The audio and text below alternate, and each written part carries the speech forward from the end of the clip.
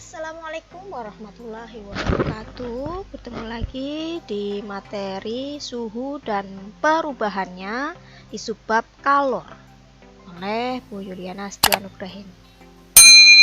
Kompetensi dasarnya masih sama, yaitu 3.4 dan 4.4. Indikatornya pada 3.4.6 menjelaskan pengertian kalor. 3.4.7 mendeskripsikan hubungan kalor dengan suhu dengan perubahan wujud. Kemudian 3.4.8 menentukan macam-macam perpindahan kalor. Tujuannya di sini siswa dapat menjelaskan pengertian kalor. Yang kedua, siswa dapat mendeskripsikan hubungan kalor dengan suhu dengan perubahan wujudnya, dan siswa dapat menentukan macam-macam perpindahan kalor. Nah, kita membahas pengertian kalor. Kalor adalah energi panas yang ditransfer dari sistem yang suhunya lebih tinggi ke sistem yang suhunya lebih rendah. Jadi kalor mengalir dari yang tinggi ke yang rendah. Kemudian, apabila massa zat yang dipanaskan semakin banyak, maka kenaikan suhu zat akan lebih lama. Artinya, diperlukan kalor yang lebih banyak untuk menaikkan suhu zat. Jadi kalau ada sebongkahan es 1 kg dan 2 kg, itu akan mudah dilepaskan yang 1 kg. Gitu ya. Kemudian perpindahan kalor. Perpindahan kalor itu berkaitan dengan kalori yang diperlukan pada suatu zat tidak selalu menaikkan suhu zat, tetapi sepenuhnya digunakan untuk mengubah wujud zat. Kemampuan kalor untuk mengubah wujud benda atau zat juga dipengaruhi oleh jenis zat tersebut. Ingat, kalor berpindah dari benda yang suhunya tinggi ke benda yang suhunya lebih rendah. Perpindahan kalor itu ada 3 cara. Yang pertama, konduksi, 2, konveksi, 3, radiasi. Konduksi. Konduksi merupakan perpindahan panas tanpa disertai perpindahan partikel perantara, dapat terjadi pada wujud zat padat, pada benda yang berwujud zat padat. Contohnya di sini pada saat kita menggoreng menggunakan spatula. Ya, kalau menggoreng lama-lama kan spatula itu kena kalor dari minyak.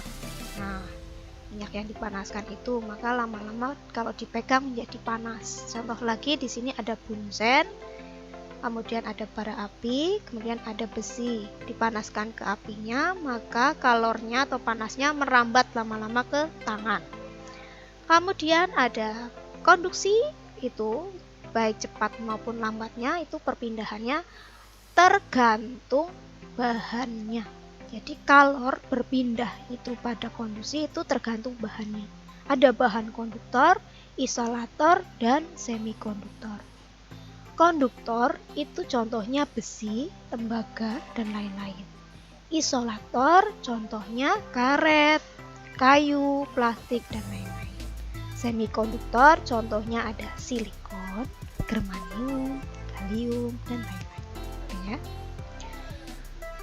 Kemudian ada konveksi. Konveksi adalah hantaran kalor yang disertai dengan perpindahan partikel perantara, biasanya pada wujud zat cair dan zat gas. Contohnya di sini ada ventilasi kamar, cerobong asap, pengaturan katup udara pada kompor, kipas angin, ada peristiwa angin laut dan angin darat, gitu ya. Kemudian ada radiasi. Radiasi adalah perpindahan energi kalor dalam bentuk gelombang elektromagnetik atau tanpa melalui zat perantara. Contohnya pada saat menjemur baju di terik matahari.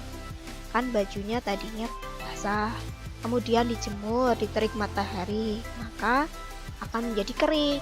Kemudian pada saat merasa dingin, kemudian kita berada di dekat bara api, maka akan terasa hangat. Tuh. Kemudian perubahan wujud zat terjadi karena peristiwa pelepasan dan penyerapan kalor. Jadi ada proses melepas kalor dan menerima kalor. Melepas kalor contohnya cair menjadi padat, gas menjadi cair, gas menjadi padat. Itu proses melepas kalor. Kemudian proses menerima kalor, ada padat menjadi cair, cair menjadi gas, padat menjadi gas. Itu adalah proses menerima kalor yang pernah kita sudah bahas di modul dan materi sebelumnya. Itu ada bagan atau gambar cair menjadi padat, namanya adalah membeku. Padat menjadi cair, namanya mencair. Cair menjadi gas, namanya menguap. Gas menjadi cair, namanya mengembun. Gas menjadi padat, namanya mengkristal, dan padat menjadi gas, namanya menyublim. Kemudian ada persamaan sistematis atau rumus pengaruh kalor terhadap perubahan wujud zat. Dirumuskan ada Q sama dengan M kali L. Terangannya Q adalah kalor. Kalor itu disimbolkan dengan huruf Q besar dengan satuannya Joule. Q adalah kalor, satuannya Joule. M-nya M kecil. M adalah massa zat atau massa benda yang satuannya kilogram. L itu adalah kalor lebur yang satuannya Joule per kilogram. Itu adalah di sini peristiwa peleburan atau pada saat membeku. Kemudian ada peristiwa menguap. Ada Q sama dengan M kali U. Keterangannya Q itu adalah kalor, yang satuannya Joule. M kecil itu massa zat atau massa benda, satuannya kilogram. U adalah kalor uap, satuannya Joule per kilogram. Nah, ada rumus perubahan kalor yaitu Q sama dengan M kecil kali C kecil kali delta T. Segitiga T namanya itu dibacanya delta T. Q keterangannya adalah kalor, yang satuannya Joule. M kecil itu massa benda, satuannya kilogram. C kecil itu kalor jenis zat atau kalor jenis benda, satuannya Joule per kilogram derajat Celcius. Delta T itu perubahan suhu benda derajat Celcius. Delta T itu adalah dari T2 dikurangi T1. T2 itu suhu akhir, T1 suhu awal. Jadi T1 suhu awal atau suhu mula-mula. Suhu satuannya derajat Celcius di sini. T2 itu suhu akhir, suhu yang paling akhir. Satuannya derajat Celcius. Contoh soal di sini ada satu buah contoh soal, nanti kita bahas di sini. Air sebanyak 3 kg bersuhu 10 derajat Celcius dipanaskan hingga bersuhu 35 derajat Celcius. Jika kalor jenis air 4186 Joule per kilogram derajat Celcius, tentukan kalor yang diserap air tersebut. Kita bahas penyelesaiannya. Diketahui air sebanyak 3 kg berarti diketahui masanya M kecilnya 3 kg. Kemudian bersuhu 10 derajat Celcius itu sebagai suhu mula-mula T1. Kemudian 35 derajat Celcius itu adalah suhu akhir T2. Kemudian ada kalor jenis air C kecil 4186 Joule per kilogram derajat Celcius. Delta T-nya itu adalah T2 dikurangi T1. T2-nya tadi 35 derajat Celcius dikurangi T1-nya, T mula-mula 10 derajat Celcius, sama dengan 25 derajat Celcius.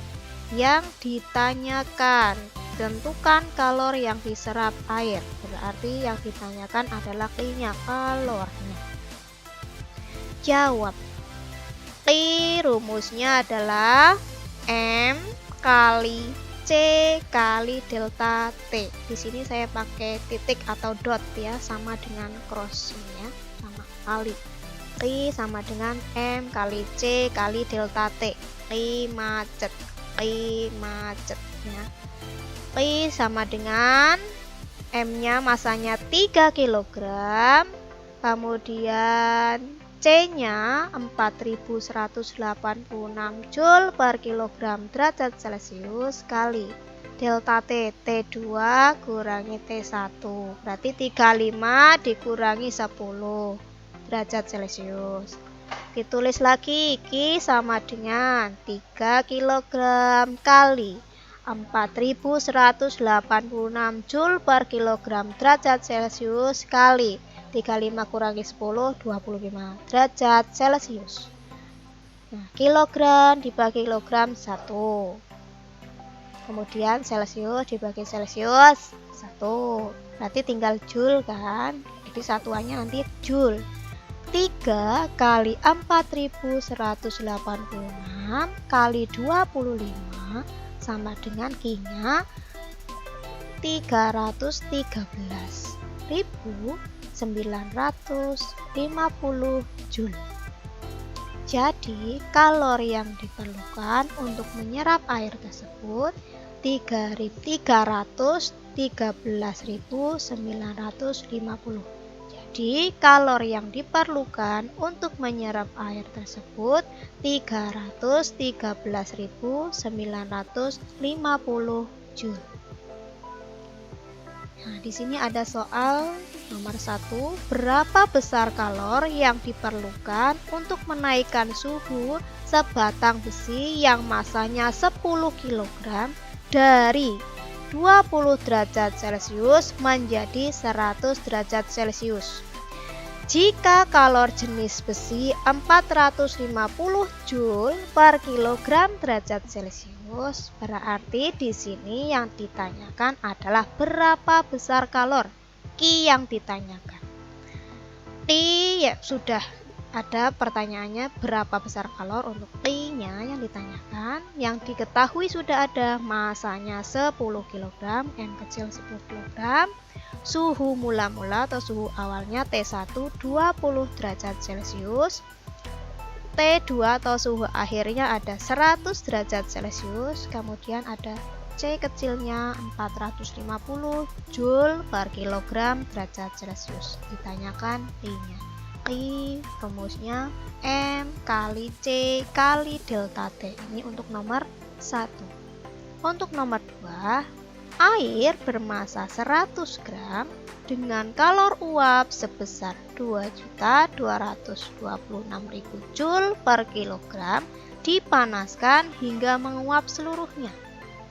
Berapakah kalor yang dibutuhkan untuk proses tersebut? Berarti di sini ada proses penguapan. Berarti menggunakan rumus Q sama dengan M kali U. Masanya sudah ada 100 gram, nanti dikonversikan ke kilogram terlebih dahulu. Berapa kilogram?